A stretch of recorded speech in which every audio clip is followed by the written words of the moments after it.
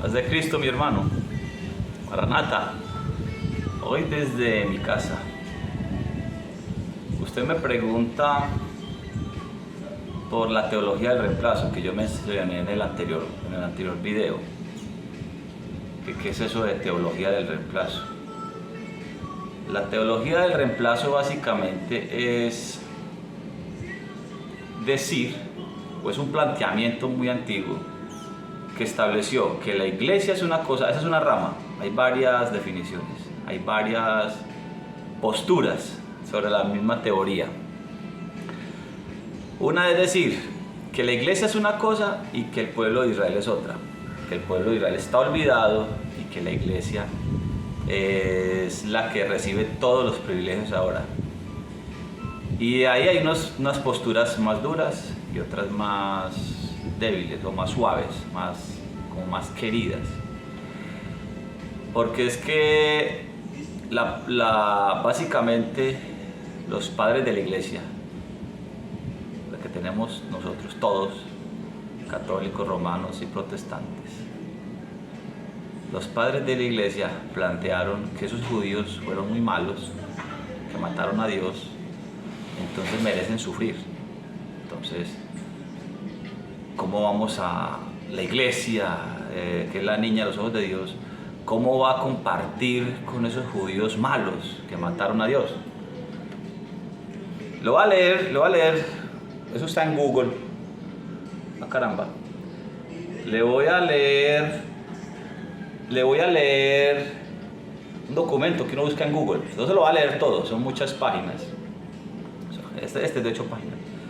Pero eso lo busca en Google en Santo Google. Uno le pregunta lo que sea y él le contesta a uno lo que usted necesite saber. Le voy a leer, usted escribe en Google, escribe teología del reemplazo y le va a salir. Yo escogí uno que se llama The Academia Lab. Le voy a leer, compañero. Yo quería mandarle este documento, pero yo sé que se le dificulta un poquito la lectura. Entonces voy a leerle. Teología del reemplazo. El supersesionismo, también llamado teología del reemplazo o teología de la sustitución, es una teología cristiana que afirma que el nuevo pacto a través de Jesucristo ha superado o reemplazado el pacto mosaico exclusivo de los judíos. Cuando dice pacto mosaico se refiere a Moisés. La teología supersesionista también sostiene que la Iglesia Cristiana Universal ha sucedido al antiguo Israel como el verdadero Israel de Dios y que los cristianos han sucedido a los antiguos israelitas como pueblo de Dios. ¿Sí me hago entender? Por eso es que todo el mundo dice que nosotros somos la iglesia verdadera, porque la Iglesia Católica Romana siempre ha dicho eso, que la Iglesia Católica Romana es la iglesia verdadera que reemplaza a ese Israel.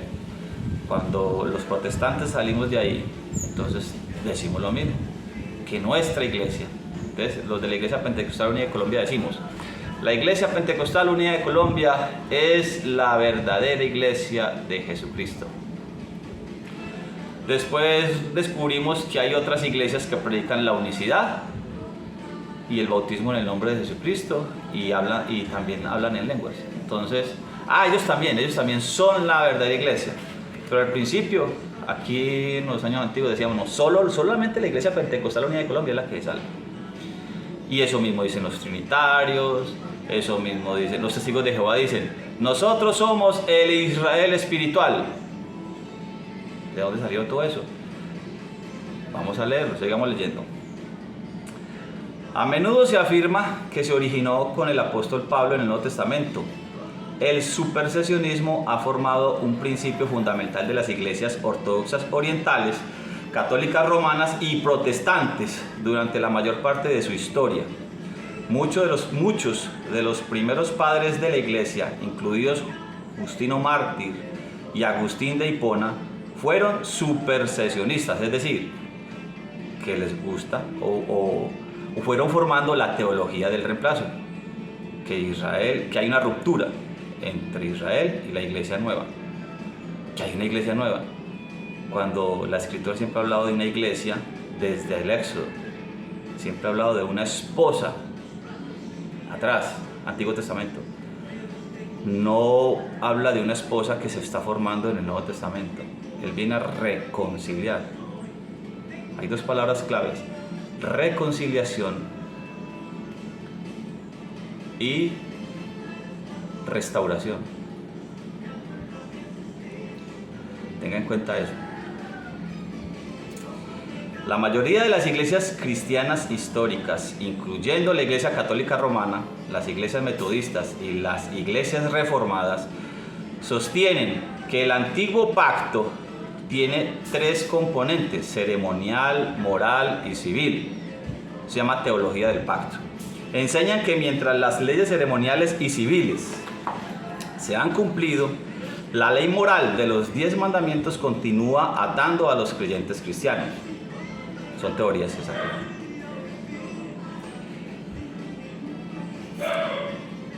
A lo largo de la historia de la iglesia, muchos teólogos cristianos vieron el nuevo pacto en Cristo como un reemplazo del pacto mosaico y la iglesia como el nuevo pueblo de Dios.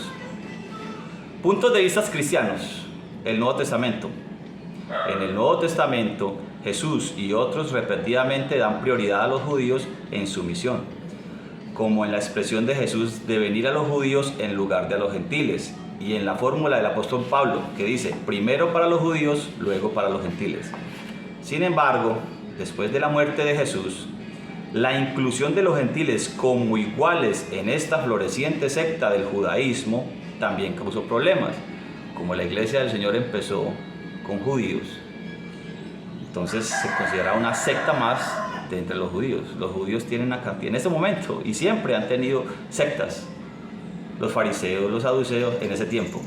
Ahora hay sectas: los hasídicos, los ultraortodoxos, los ortodoxos, los más libertinos, no, los más libres, los de doctrina más liberal. Hasídicos, caraítas y bueno, una cantidad. Hay otros que llaman los askenazis y bueno, y entre eso el judaísmo sionista, que es el que dice que tienen que volver a la tierra, y son los que fundaron ahorita el Estado de Israel. Esos judíos sionistas fundaron el Estado de Israel. No es que en Israel esté todo el Estado, esté todo el pueblo de Israel, no, allá hay judíos que formaron un Estado, un país, pero esos son los judíos. Y dentro de esos judíos hay muchas sectas, siempre han habido sectas. Entonces, cuando inició la iglesia del Señor, la iglesia de Jesucristo, dicen que inició en el aposento alto. La iglesia siempre ha predicado eso, que la iglesia primitiva nació en el aposento alto. Ahora, uno de los pastores amigos, uno de tantos de la iglesia pentecostal, me dice: ellos hacen una reunión por internet, una reunión que llama la ESFON me parece que llama. Entonces, que ahorita hace unos días atrás les enseñaron que la iglesia primitiva no nació en el Pentecostés, sino con los discípulos. Entonces yo le dije: hermano, no, la iglesia primitiva no nació ni en el Pentecostés ni con los discípulos. La iglesia viene desde el Éxodo, desde el Antiguo Testamento. Y eso está muy claro en Hechos 7, cuando Esteban está haciendo una defensa antes de que lo apedrearan. Que inclusive Antonio Restrepo lo llama el sermón más valiente de la historia, para empezar a decir que el pueblo de Israel es un pueblo que no ha sido ni es pueblo de Dios, que en el futuro será. Por ahí hay un video, yo un día lo muestro, está en YouTube, búsquelo. Israel no es el pueblo de Dios, así, Antonio Restrepo, ahí está en YouTube, para que vea usted las barbaridades que dice Antonio Restrepo, unas cosas horribles. Es tanto el descaro que dice que el pueblo de Israel nació muerto. ¿Usted sabe qué es nacer muerto? Eso es un aborto. Eso es un aborto. Eso es como cuando en el mundo, los mundanos, vulgar, dice, es que eso es un mal nacido. Eso es lo que dijo Antonio Restrepo, pastor de Ipuc, en Bello Central, me parece de estar todavía. Eso es una grosería, que el pueblo de Israel nació siendo muerto, y da unos versículos por allá atrás. Entonces dice que no ha sido ni es. Y lo más triste, o no lo más triste, dentro de las tristezas que da en ese video, ahí él está hablando como una enseñanza en una mesa, y hay dos muchachos ahí, y él hablando estas barbaridades, y los dos muchachos dicen amén, amén, amén. Ay, por Dios, Padre Santo, tenga misericordia de nosotros.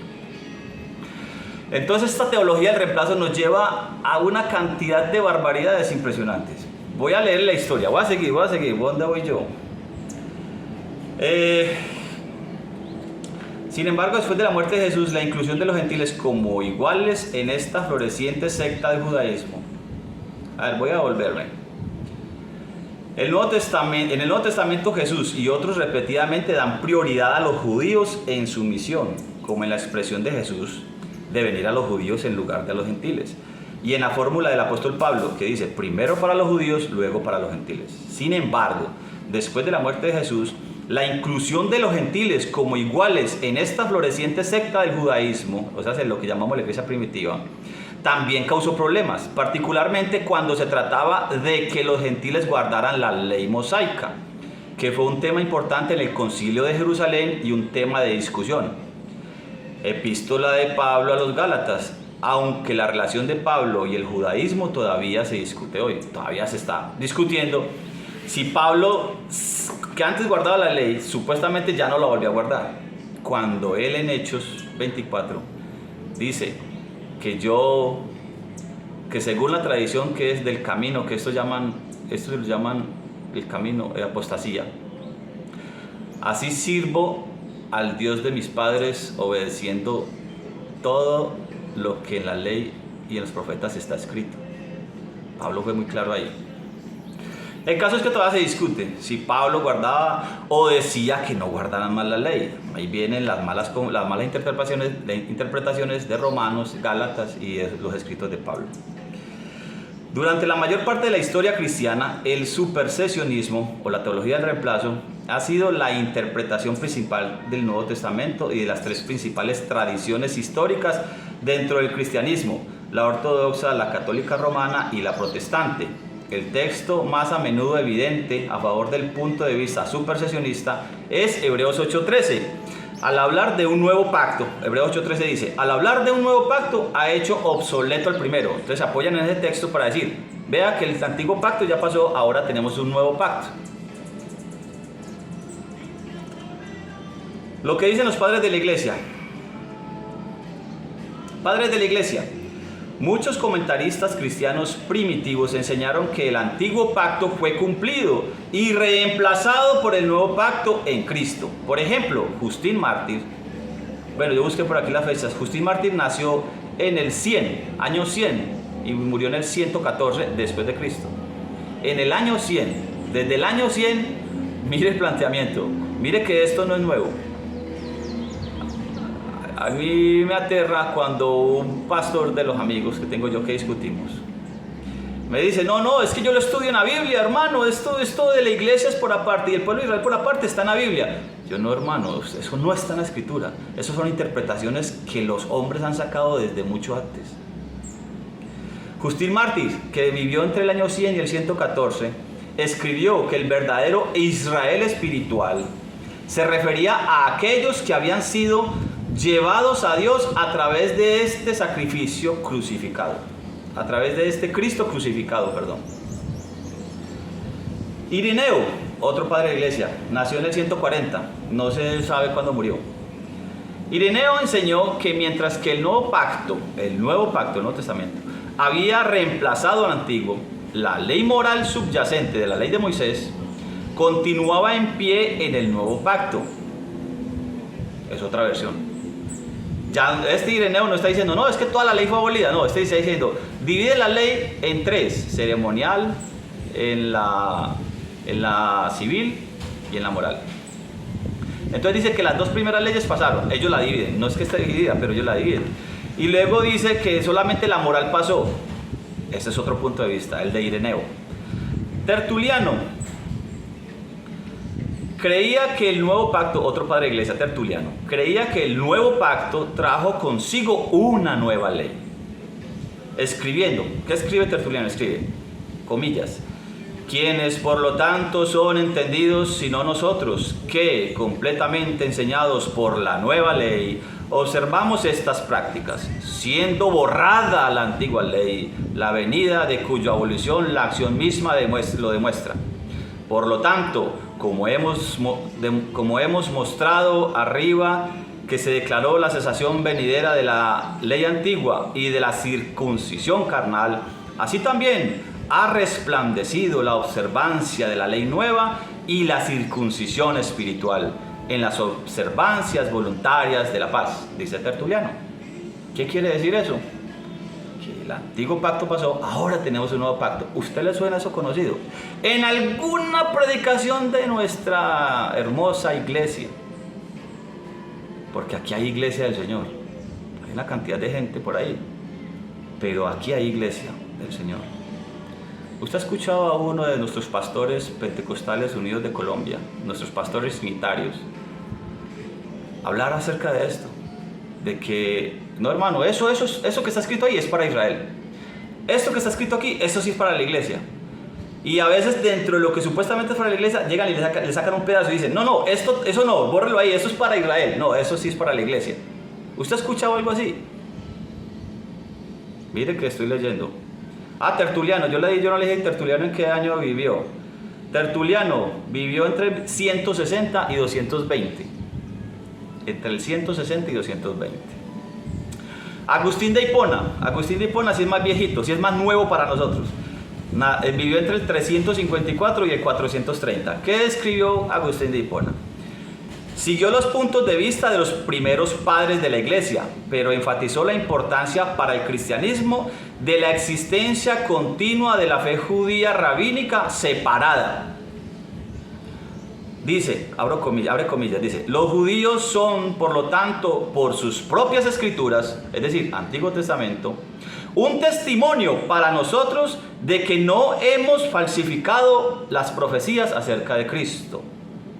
La Iglesia Católica construyó su sistema de escatología sobre su teología, donde Cristo gobierna la tierra espiritualmente a través de su iglesia triunfante. Agustín, sin embargo, también mencionó amar, y lo pone entre comillas, a los judíos como un medio para convertirlos al cristianismo. Es decir, ya no los odia tanto los judíos y ese antiguo pacto, porque lo necesita. Necesitamos el Antiguo Testamento para poder confirmar el Nuevo. Pero está separado, ¿no? Porque eso se trata de la teología del reemplazo. La teología del reemplazo es tan clara como cuando usted abre la Biblia y hay una hoja en la mitad entre el Antiguo Testamento y el Nuevo Testamento. Le dice, de aquí para adelante es una cosa y aquí para atrás es otra cosa. Entonces, necesitamos el Antiguo Testamento porque ninguno de los que escribieron en el Nuevo Testamento habló sus propias palabras, ni Jesucristo.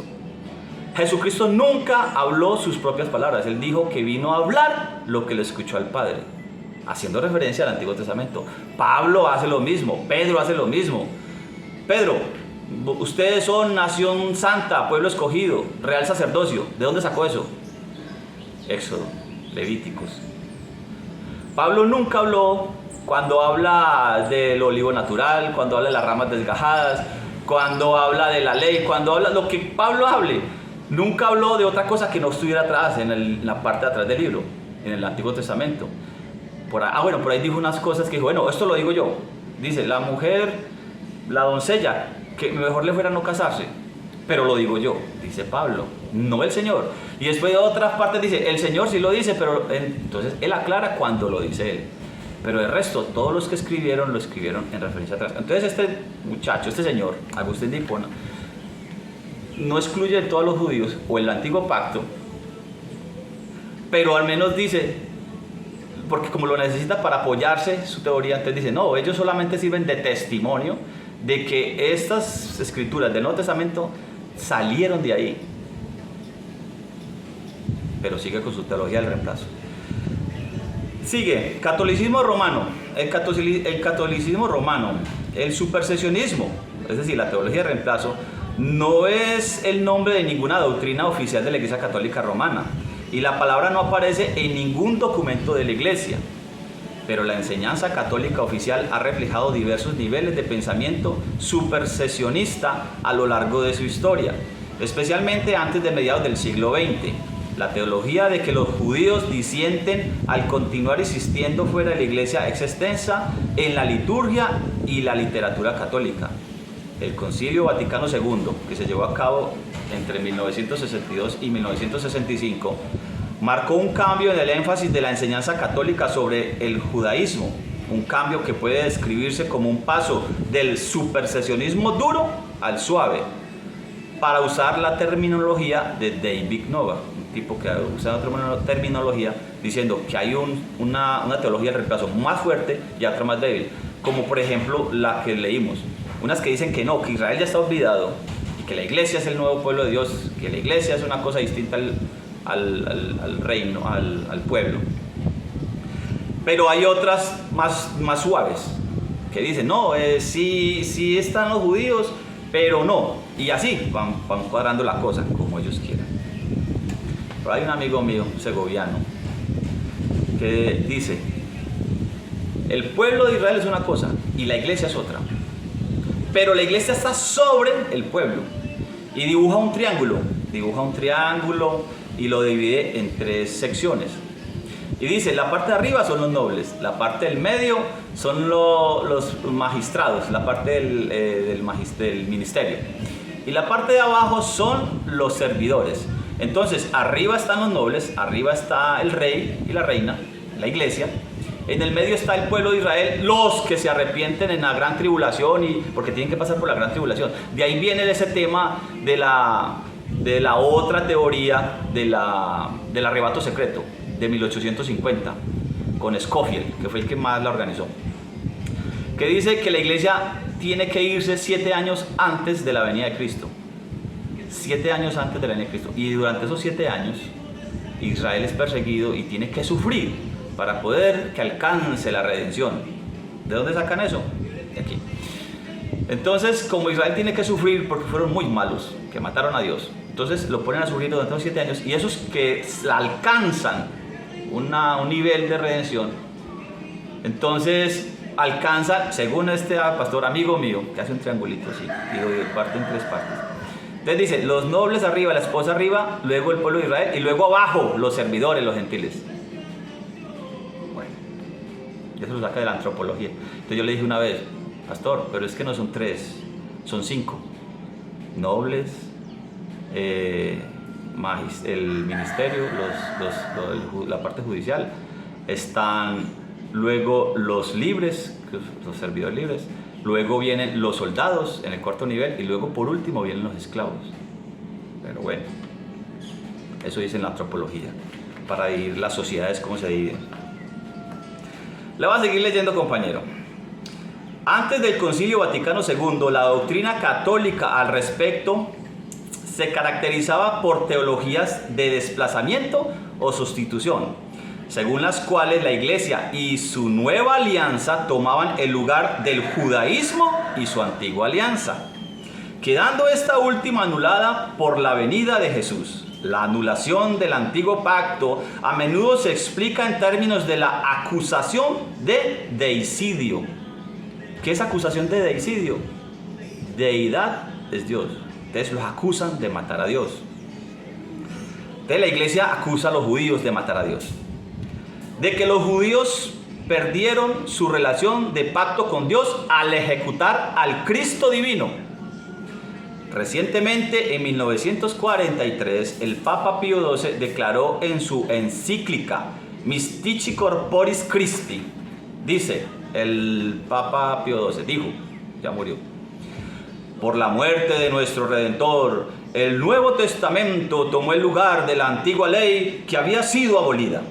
Luego la ley de Cristo, junto con sus misterios, promulgaciones, instituciones y ritos sagrados, fue ratificada para todo el mundo en la sangre de Jesucristo.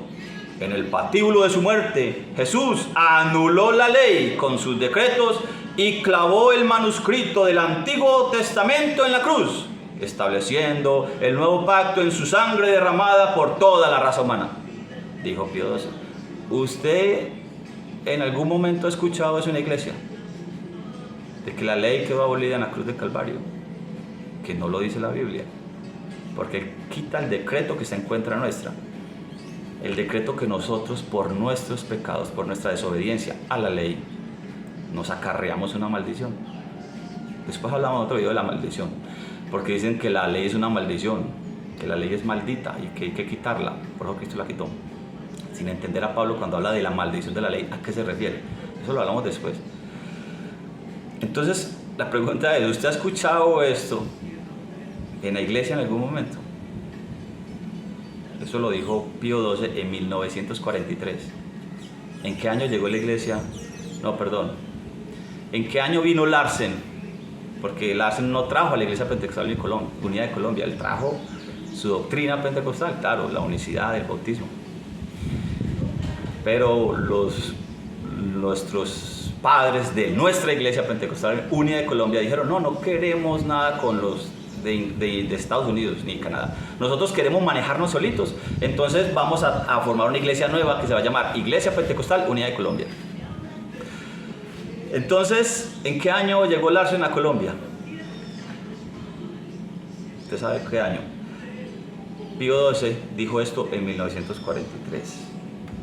Entonces, cuando nuestros pastores trinitarios predican de estas cosas, no es que es revelación divina.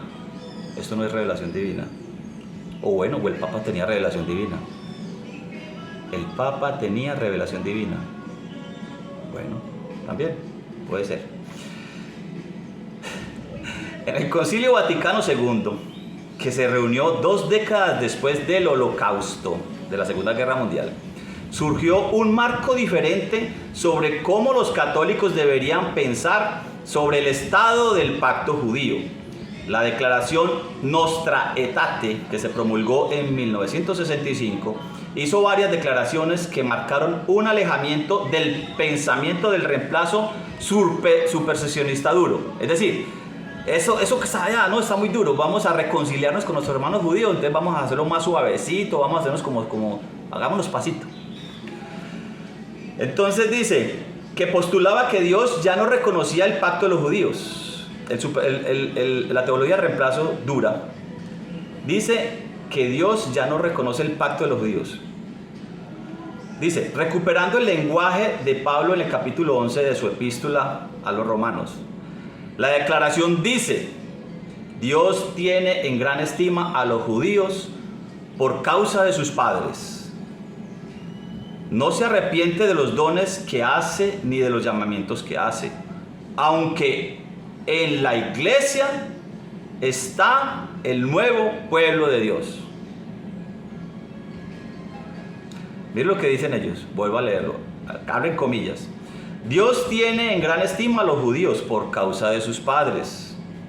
No se arrepiente de los dones que hace ni de los llamamientos que hace, aunque la iglesia es el nuevo pueblo de Dios.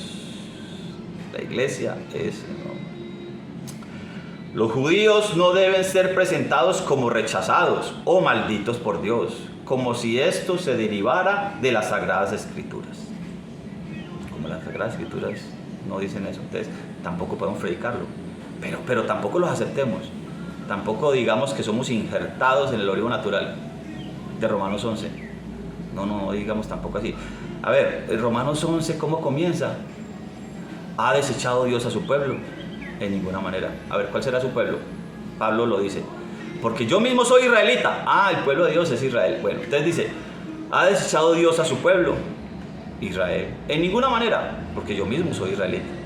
Y comienza a hablar de Israel. Y luego en el versículo 20 y algo, dice que habla del olivo natural. Hablando de Israel, dice que habla de un olivo natural donde los gentiles podemos ser injertados por medio de Jesucristo y de la sangre y del sacrificio y de su justificación. Claro que sí. Pero tenemos que ser injertados en el olivo natural. Y Romanos 11 dice que el olivo natural es Israel. No, pero es que como la teología de reemplazo no podemos aceptar eso. Entonces, no, digamos que el olivo natural es Jesucristo. volteémosle ahí la interpretación al texto. Hagámosle escatología, hermenéutica y por medio de la homilética explicamos que Romanos 11 no está hablando de Israel, está hablando de Jesucristo. Bueno, torçamos las escrituras como queramos. Dice: aunque la iglesia es el nuevo pueblo de Dios, los judíos no deben ser presentados como rechazados o malditos por Dios, como si esto se derivara de las Sagradas Escrituras. En particular, un borrador de la declaración contenía un pasaje que originalmente pedía la entrada de ese pueblo judío en la plenitud del pueblo de Dios establecido por Cristo. Sin embargo, por sugerencia del sacerdote católico John M. Osterriker, se reemplazó en la versión final promulgada con el siguiente lenguaje: la iglesia espera ese día, conocido solo por Dios, en que todos los pueblos se dirigirán al Señor con una sola voz y servirle hombro a hombro. Es decir, los judíos todavía tienen opción de poder ser salvos, siempre y cuando se injerten ellos en la iglesia. No que los gentiles se injerten allá, no, que ellos tienen que injertarse en aquí. Esto está como muy largo, se está haciendo muy largo el video. Vamos a leer solamente aquí. Juan Pablo II. Vamos a ver qué dijo Juan Pablo II. Juan Pablo II lideró nuevos desarrollos en el pensamiento católico sobre el estado del pacto de los judíos. Entre sus declaraciones más destacadas al respecto está la ocurrida durante su histórica visita a la sinagoga de Maguncia en 1980, donde llamó a los judíos pueblo de Dios de la antigua alianza, que nunca ha sido abrogada por Dios. Eso dijo Juan Pablo II, haciendo alusión a Romanos 11:29. ¿Qué dice Romanos 11:29? Dice: porque los dones y el llamamiento de Dios son irrevocables. En 1997, Juan Pablo II volvió a afirmar el estatus de alianza de los judíos. Dice, comillas: este pueblo, a pesar de todo, sigue siendo el pueblo de la alianza, y a pesar de la infidelidad humana, el Señor es fiel a su alianza. El cardenal Joseph Ratzinger, quien más tarde se convirtió en el Papa Benedicto XVI, escribió en su obra de 1999, la obra que llama Muchas religiones, dice: un pacto que el pacto de Sinaí está de hecho superado. Lo voy a leer de nuevo. Un pacto, el pacto del Sinaí, está de hecho superado, dijo Ratzinger. En el cambio posterior al Vaticano II, al Concilio Vaticano II, el reconocimiento de los judíos como un pueblo pactado ha llevado a discusiones acaloradas en la Iglesia Católica sobre el tema de la actividad misionera dirigida a los judíos, con algunos teólogos católicos, con el cardenal Avery Dulles, razonando que si Cristo es el Redentor del mundo, toda lengua debe confesarlo, mientras que otros se oponen con vehemencia a apuntar a los judíos para la conversión. Al opinar sobre este asunto, el cardenal Walter Kasper, entonces presidente de la Comisión Pontificia para las Relaciones Religiosas con los Judíos, reafirmó la validez del pacto de los judíos y luego continuó: porque como cristianos sabemos que la alianza de Dios con Israel por la fidelidad de Dios no se rompe. Misión entendida como llamada a la conversión de la idolatría al Dios vivo y verdadero. No se aplica y no se puede aplicar a los judíos. Esta no es una afirmación teológica meramente abstracta, sino una afirmación que tiene consecuencias concretas y tangibles, a saber, que no existe una actividad misionera católica organizada hacia los judíos como la hay para todas las demás religiones no cristianas. Y sigue hablando, y sigue hablando. Yo le voy a dejar ahí por ahí. El punto es, compañero, que la teología del reemplazo es la teología, es la doctrina, es el engaño satánico, peor o mejor, para Satanás, al decirnos que esa esposa que aparece en el Antiguo Testamento, porque el Señor se casó en el Antiguo Testamento, ya está olvidada. Esa esposa ya quedó abandonada y nunca más va a ser tomada. Ah, no, sí va a ser tomada. Después de que la nueva esposa